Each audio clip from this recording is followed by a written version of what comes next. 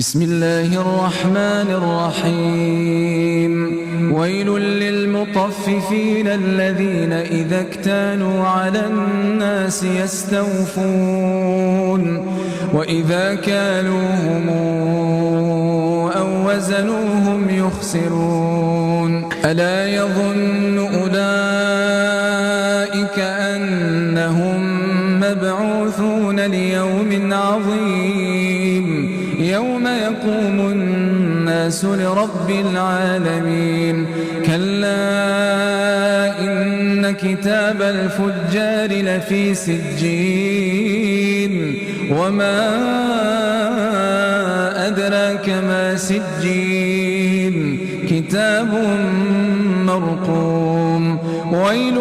يومئذ للمكذبين الذين يكذبون بيوم الدين